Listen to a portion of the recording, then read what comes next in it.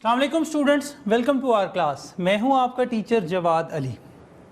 ये क्लास जज्बा तालीम फ्री एजुकेशन फॉर ऑल के तहत स्टार्ट की गई है, जिसमें हम आपको डिफरेंट क्लासेस के डिफरेंट सब्जेक्ट्स पढ़ा रहे हैं। स्टूडेंट्स, मैं आपको पढ़ा रहा हूं फिज़िक्स ऑफ 9th क्लास।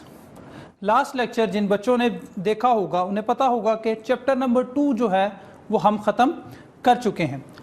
आज हम चैप्टर नंबर 3 जो है उसको स्टार्ट करेंगे।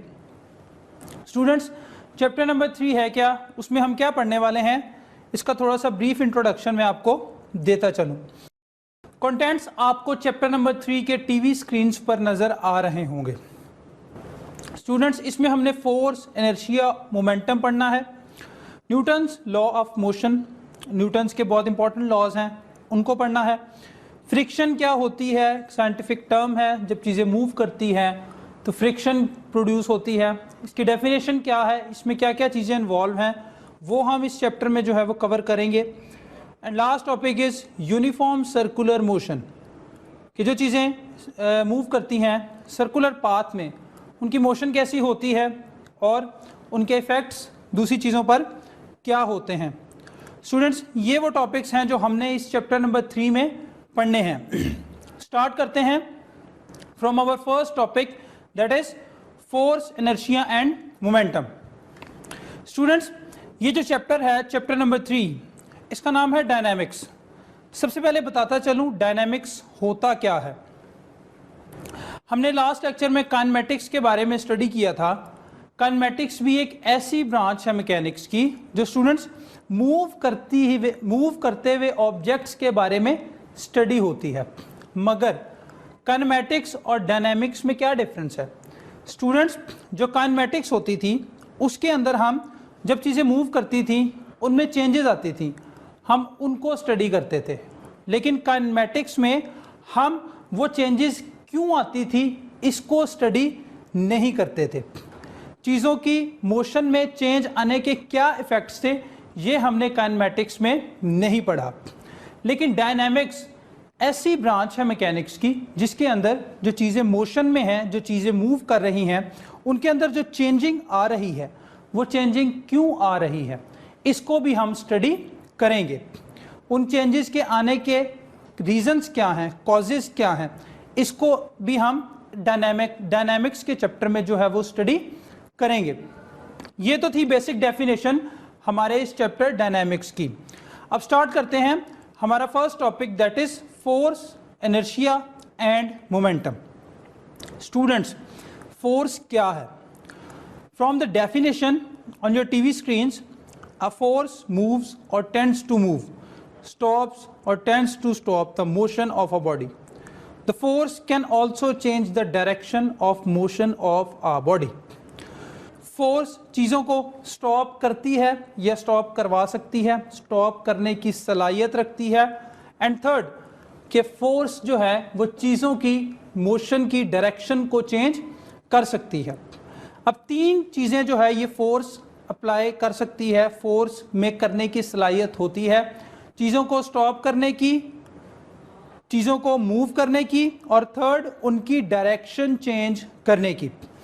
इसके अगर हम एग्जाम्पल से देखें तो हमारे पास जो फर्स्ट एग्जाम्पल आपको टीवी स्क्रीन पर नज़र आ रही है, we can open a door either by pushing or pulling it. हम फोर्स अप्लाई करके हमारा जो डोर है उसको बंद कर सकते हैं या उसको खोल भी सकते हैं, उस पर पुशिंग या पुलिंग फोर्स को अप्लाई करके। ये तो थी दरवाजे को मूव करवाने की बात। सेकंड, हम कोई गाड़ी है उसको ब्रेक्स अप्लाई करते हैं, फोर्स अप्लाई करते हैं और वो गाड़ी रुक जाती है, यानी कि फोर्स जो है वो चीज़ों को स्टॉप भी कर सकती है। थर्ड, अगर हम इसकी एग्जांपल देखें, a batsman can change the direction of a moving ball by pushing it with his bat by applying force.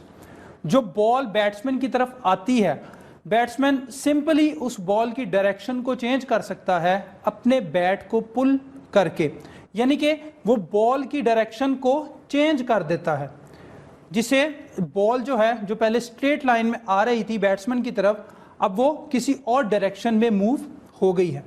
तो ये तो थी फोर्स। अब नेक्स्ट हमारा जो टॉपिक है दैट इज इनर्शिया। स्टूडेंट्स, हमारे पास गैलीलियो ने ऑब्जर्व किया कि हमारे लिए आसान होता है जो हल्की चीज़ें होती हैं, जो लाइट चीज़ें होती हैं, उनको रोकना, मगर जो हैवी चीज़ें हैं, भारी चीज़ें हैं, उनको रोकना ज़्यादा मुश्किल होता है। अब न्यूटन ने इस पे मज़ीद जो है वो रिसर्च की। उसने एक बात हमें बताई कि हर जो बॉडी है वो अपनी state of rest or motion को रेजिस्ट करती है। जैसे अगर कोई चीज़ पड़ी है तो वो पड़ी ही रहेगी, अगर हम उसको हिलाने की कोशिश करेंगे वो चीज़ हमारी फोर्स की मुखालफत करेगी। उस चीज़ की यही कोशिश होगी कि उसको उस जगह से मत हिलाया जाए। तो न्यूटन ने कहा हर बॉडी के अंदर एक ऐसी प्रॉपर्टी होती है जिससे वो दूसरी स्टेट में जाने से रोकती है, उस फोर्स को रोकती है जो उसे दूसरी स्टेट में ले जाना चाहे। अगर हम किसी चीज़, कोई चीज़ रेस्ट पर है, उसको मूव करवाना चाहते हैं तो वो रेजिस्ट करेगी, वो मुज़ाहमत करेगी, वो चीज़ मूव नहीं करना चाहती। इस प्रॉपर्टी को, इस खुसूसियत को बॉडी की हम कहते हैं इनर्शिया। न्यूटन ने इसको इनर्शिया का नाम दिया कि अगर कोई बॉडी मूव कर रही है और हम उसको रोकना चाहते हैं तो वो पहले तो रेजिस्ट करेगी, वो हमारी मुखालफत करेगी कि वो रुकना नहीं चाहती, क्योंकि उसके अंदर ये खसूसियत मौजूद है, ये प्रॉपर्टी उस बॉडी के अंदर मौजूद है। इसी बॉडी को न्यूटन ने नाम दिया था इनर्शिया का। तो ये दो एग्जाम्पल से आपको मैंने इनर्शिया के बारे में इसकी क्या एक्सप्लेनेशन थी बताया। अब डेफिनेशन देखते हैं, नीचे आपको नज़र आ रही होंगी, नीचे second last line, inertia of a body is its property. ये एक ऐसी खसूसियत है किसी बॉडी की due to which it resist any change in its state of rest or motion. ऐसी खसूसियत है किसी भी जिस्म की जिसमें वो अपनी स्टेट को चेंज होने से मुज़ाहमत करता है, रेजिस्टेंस क्रिएट करता है, रेजिस्ट करता है, मुखालफत करता है। वो नहीं चाहता अपनी स्टेट को चेंज करना। अगर रेस्ट पे है तो वो चाहता है रेस्ट पे ही रहे, अगर मूव कर रहा है तो वो चाहता है मूव करता रहे। और जो प्रॉपर्टी चीज़ों को अपनी स्टेट चेंज करने से रोकती है उसको न्यूटन ने नाम दिया इनर्शिया का। स्टूडेंट्स, फोर्स और इनर्शिया तो हम पढ़ चुके। अब हमारा जो फर्स्ट हमारे टॉपिक का जो थर्ड क्वांटिटी हमने पढ़नी है that is momentum. For example, मैं आपको इसकी एग्जांपल इस तरह से देना चाहूँगा कि आपने बुलेट देखी है। बुलेट का साइज़ बहुत ज़्यादा स्मॉल होता है, लेकिन अगर वो छोटी सी बुलेट, वो गोली किसी इंसान को लग जाए तो वो मर भी सकता है। यानी कि उस बुलेट का इम्पैक्ट उस इंसानी जिस्म पर बहुत ज़्यादा स्ट्रॉन्ग होता है, हालांकि साइज़ में वो बहुत ज़्यादा छोटी है। तो इसकी क्या वजह है? तो स्टूडेंट्स, इसकी वजह है बुलेट की वेलोसिटी। बुलेट इतनी स्पीड से मूव करता है कि वो इंसानी जिस्म के अंदर भी आसानी से घुस जाता है। इसी तरह अगर एक एग्जांपल दीजिए, एक बहुत बड़ा हमारे पास ट्रक हो, वो ट्रक अगर स्लोली मूव कर रहा हो तब भी वो उतना ही हमारा नुकसान कर सकता है अगर किसी चीज़ से टकराए जितना कि एक बुलेट कर सकती है। अब इन केसेस में हमारे पास बुलेट का साइज़ स्मॉल था लेकिन उसकी वेलोसिटी ज़्यादा थी, तो उसका इम्पैक्ट बहुत ज़्यादा ग्रेटर था। सेकंड केस में ट्रक का साइज़ ज़्यादा था, मैस ज़्यादा था, वेलोसिटी कम थी, लेकिन उसका इम्पैक्ट भी उतना ही था जितना एक गोली का था। तो यानी कि मोमेंटम क्या है कि मैस और वेलोसिटी से जो टोटल इम्पैक्ट बॉडी का क्रिएट होता है किसी दूसरी बॉडी पर, उसको हम मोमेंटम कहते हैं। स्टूडेंट्स, मोमेंटम जो है, अगर हम इसको देखें, डेफिनेशन इसकी आपको नज़र आ रही होगी। Momentum of a body is the quantity of motion it possesses due to its mass and velocity. जो टोटल क्वांटिटी ऑफ मोशन किसी बॉडी के अंदर मौजूद हो, उस बॉडी के मैस और वेलोसिटी की वजह से उसको हम मोमेंटम कहते हैं। इसका फॉर्मूला होता है P = mv।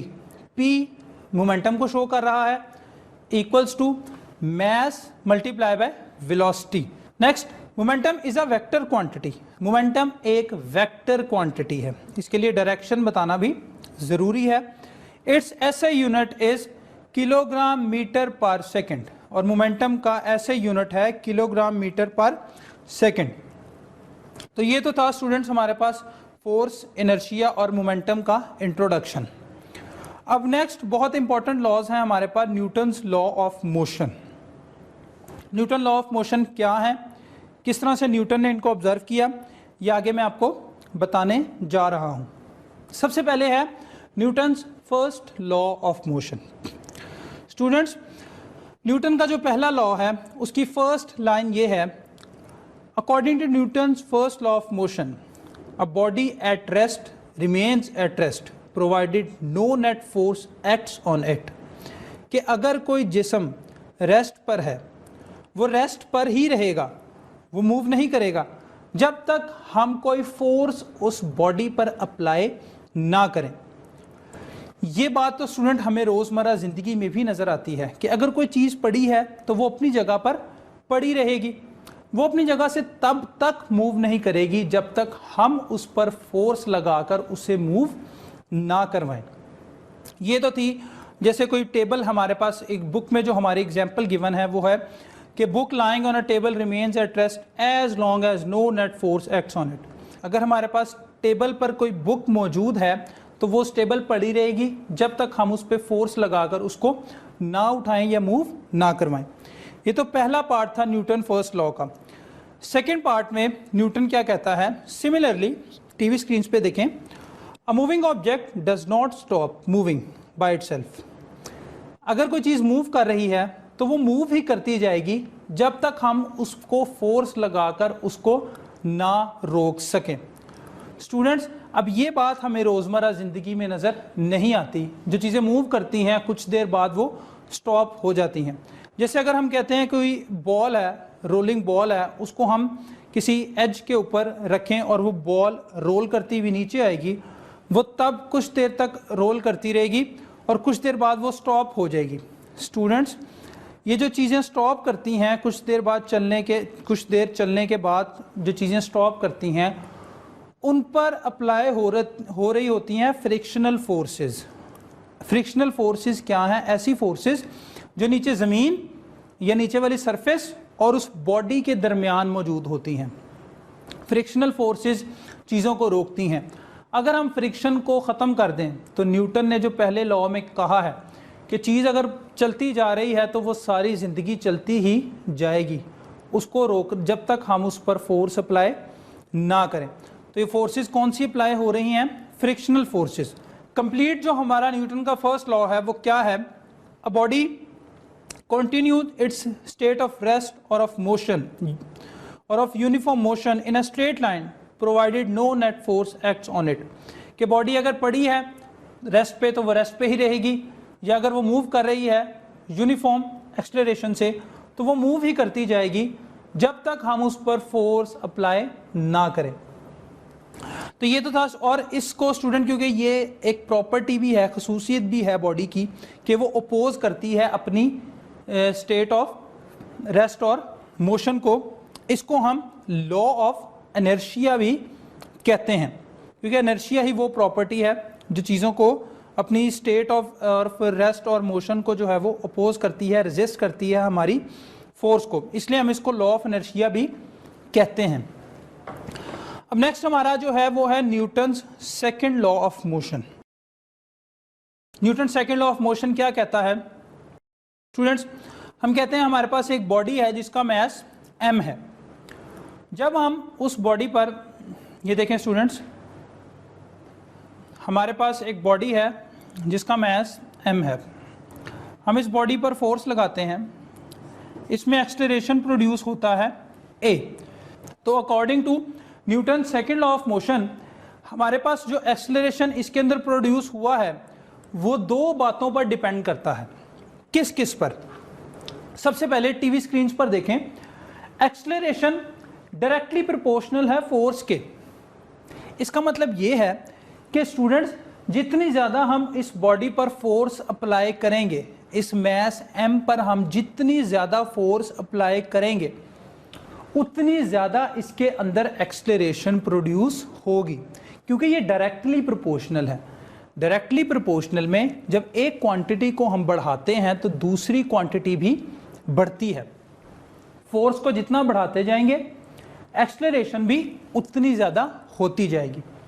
Second, acceleration is directly proportional to 1/m या acceleration is inversely proportional to mass. ये रिलेशन शो करता है कि स्टूडेंट्स जितना ज़्यादा बड़ा मास होगा उतनी कम उसके अंदर एक्सेलरेशन प्रोड्यूस होगी, और जितना कम मास होगा उतनी ज़्यादा उसके अंदर एक्सेलरेशन प्रोड्यूस होगी, क्योंकि स्टूडेंट्स ये इनवर्सली प्रोपोर्शनल है मास और एक्सेलरेशन। इनवर्सली में एक क्वांटिटी को बढ़ाएं तो दूसरी क्वांटिटी कम होती है। अब इन दोनों को अगर हम कंबाइन करें तो A is directly proportional to F/m। अब यहां से अगर हमने फोर्स फाइंड करनी है तो ये जो मास आपको नीचे डिवाइड होता हुआ नजर आ रहा है ये भी दूसरी साइड पर जाएगा, तो ये बन जाएगा F is directly proportional to ma, क्योंकि ये मास उधर जाकर एक्सेलरेशन से मल्टीप्लाई हो जाएगा। अब जब भी साइंस स्टूडेंट्स जानते हैं कि जब भी प्रोपोर्शनल को ख़त्म करना होता है तो दो चीज़ें साथ लगाई जाती हैं, एक इक्वल्स टू लगाया जाता है और साथ कोई कांस्टेंट लगाया जाता है। अब जब हम इधर प्रोपोर्शनल को ख़त्म करेंगे तो हम इक्वल्स टू लगाएंगे, साथ हम कांस्टेंट लगाएंगे के। इसको प्रोपोर्शनैलिटी कांस्टेंट कहा जाता है।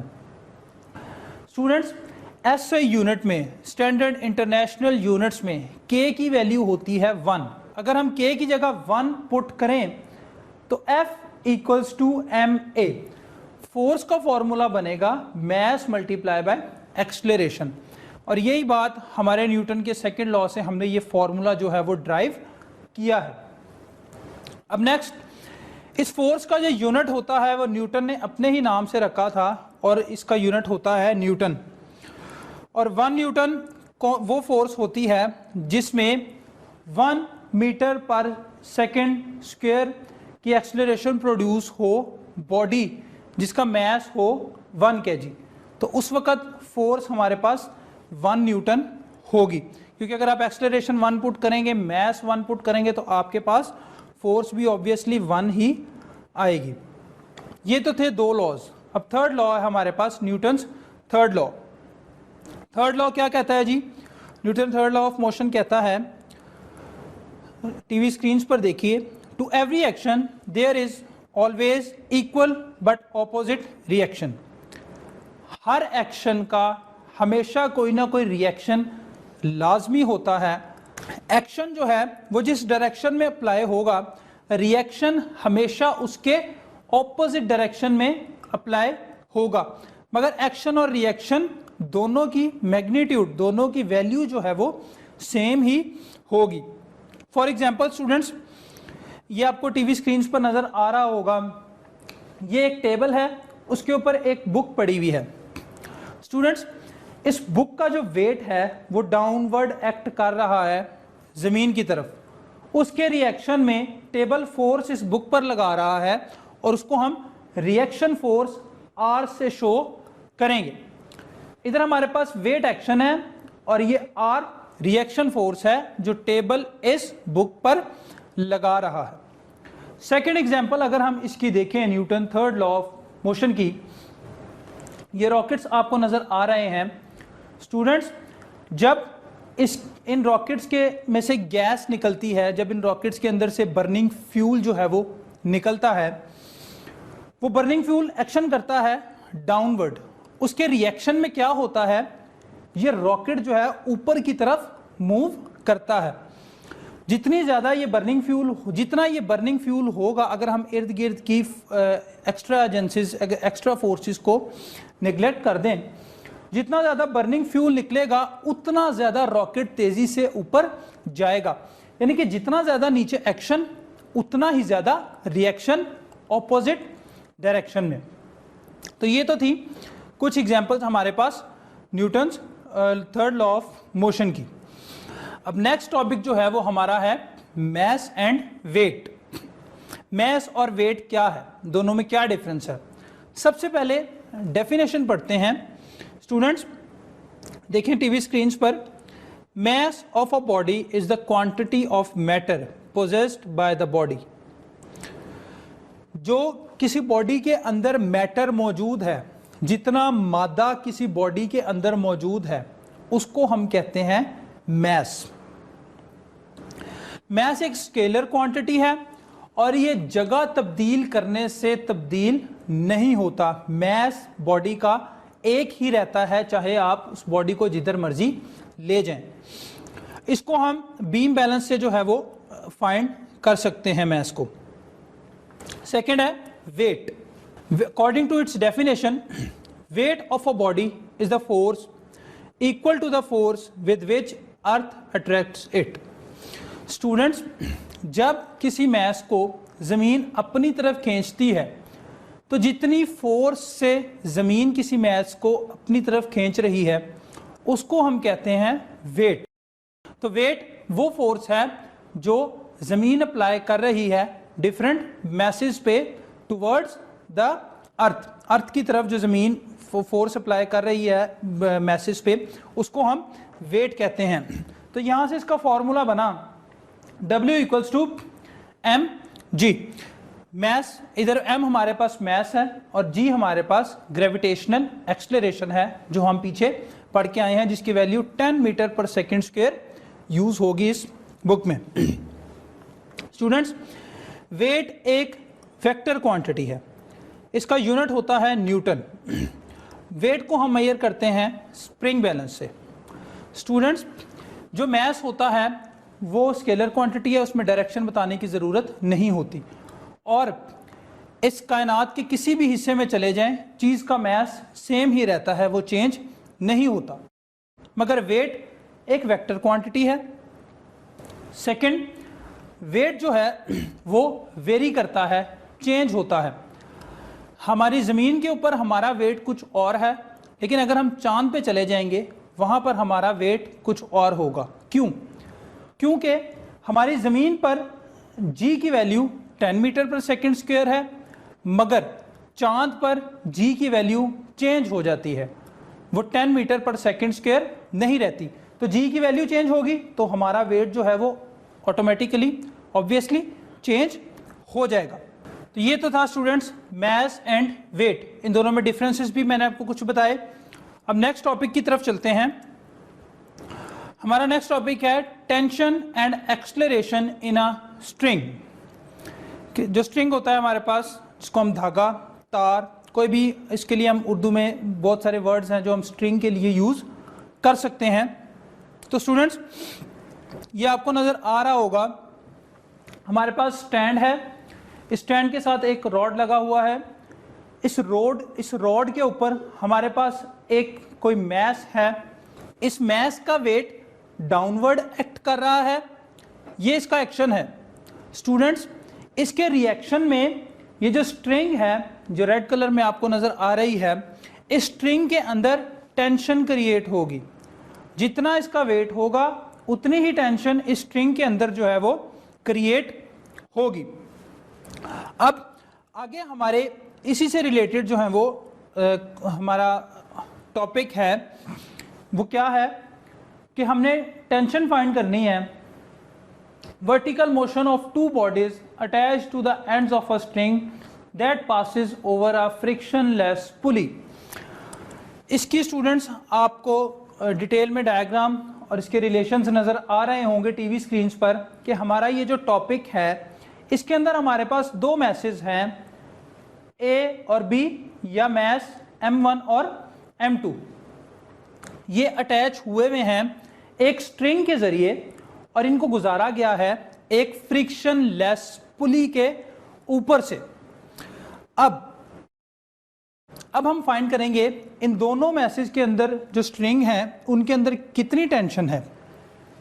स्टूडेंट्स, सबसे पहले हम देखेंगे फोर्सेस कौन कौन सी लग रही हैं इन मैसेज के ऊपर। सबसे पहले हम देखेंगे फोर्स जो लग रही है इस मैस M1 पे, यानी कि ब्लॉक A पर। स्टूडेंट्स, इस ब्लॉक का वेट एक्ट कर रहा है डाउनवर्ड, यानी कि W1, और उसको हमने इधर शो किया हुआ है M1G से।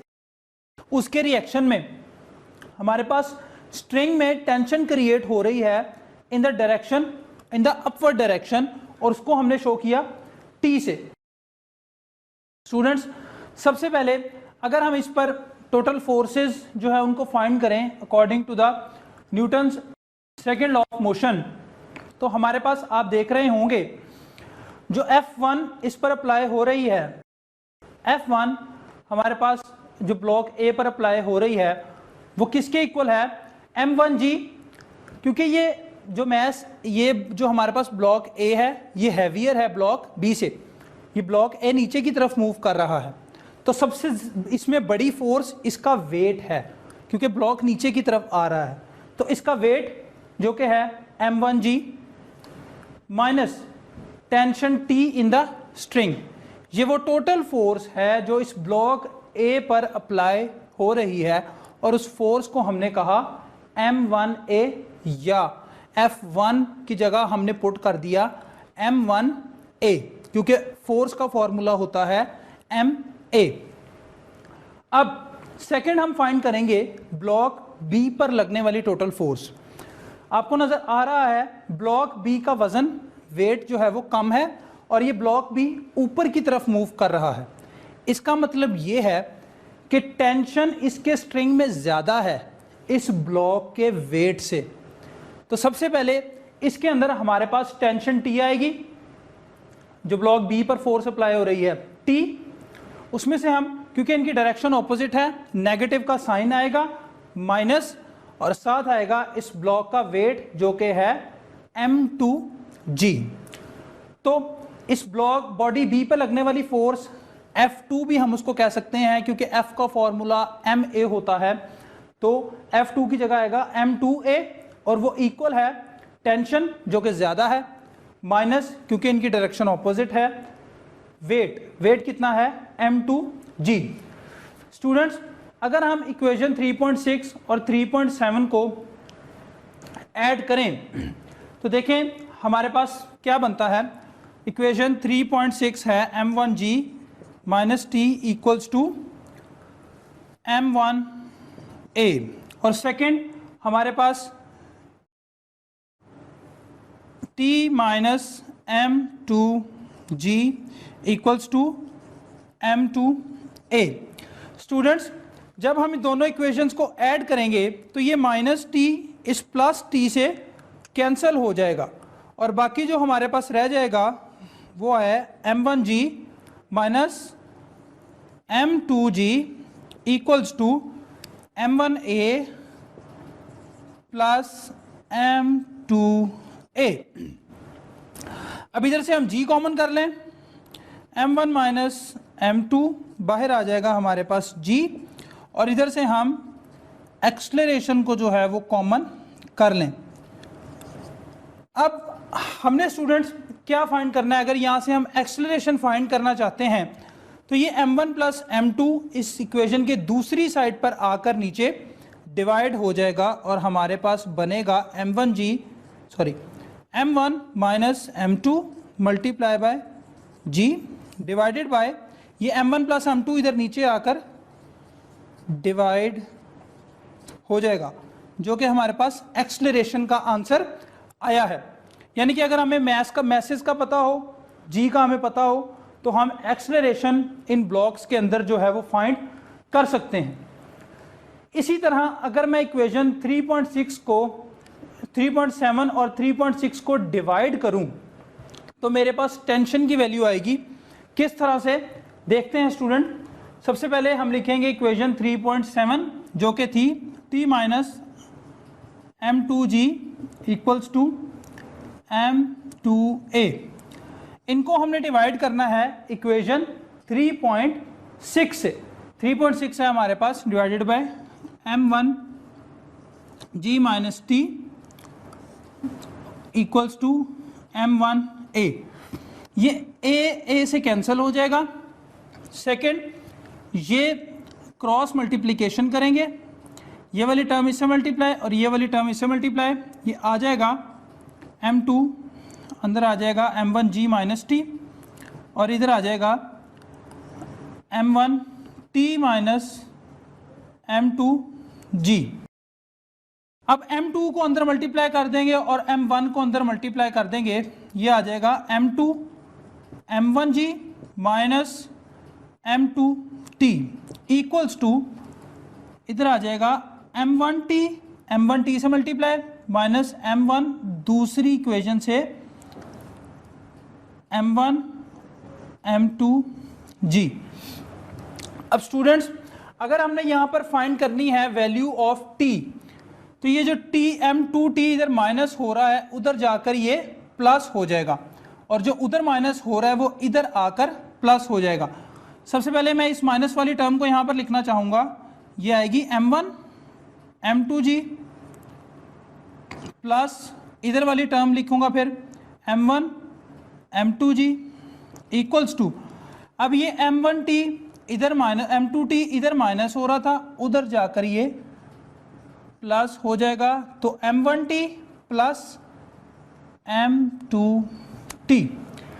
अब हमने फाइंड करनी है स्टूडेंट्स, अब हम जो फाइंड करना चाहते हैं वो है टेंशन t।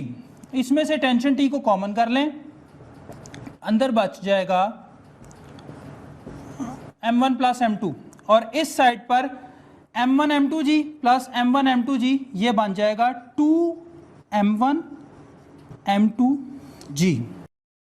अब स्टूडेंट्स हमने टेंशन फाइंड करनी है, इस m1 m2 को इधर हम लाकर नीचे डिवाइड कर देंगे, फाइनल फॉर्मूला हमारे पास जो आ जाएगा वो होगा 2m1 m2g divided by m1 plus m2, और ये हमारे पास टेंशन t के इक्वल आ गया।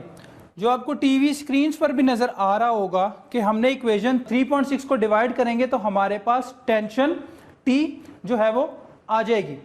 अगर स्टूडेंट्स हम G की वैल्यू फाइंड करना चाहते हैं ग्रेविटेशनल एक्सेलरेशन की, तो हम इक्वेशन 3.8 को यूज़ करेंगे। जब हम इक्वेशन 3.8 को यूज़ करेंगे तो ये m1 प्लस m2 जो इधर डिवाइड हो रहा है उधर जाकर ये एक्सेलरेशन से मल्टीप्लाई हो जाएगा, और m1 माइनस m2 इक्वेशन 3.8 में जो मल्टीप्लाई हो रहा है ये दूसरी साइड पर जाकर डिवाइड हो जाएगा, और हमारे पास g की वैल्यू कुछ इस तरह से आएगी, g इक्वल्स टू m1 plus m2 using equation 3.8 divided by m1 minus m2 multiply by acceleration. तो स्टूडेंट्स यहाँ पर हमारे आज की क्लास का टाइम जो है वो ख़त्म हुआ चाहता है। उम्मीद है आपको इसकी समझ आ गई होगी। इंशाल्लाह ताला नेक्स्ट प्रोग्राम में हम इसके आगे फर्दर जो टॉपिक्स हैं उनको कंटिन्यू करेंगे।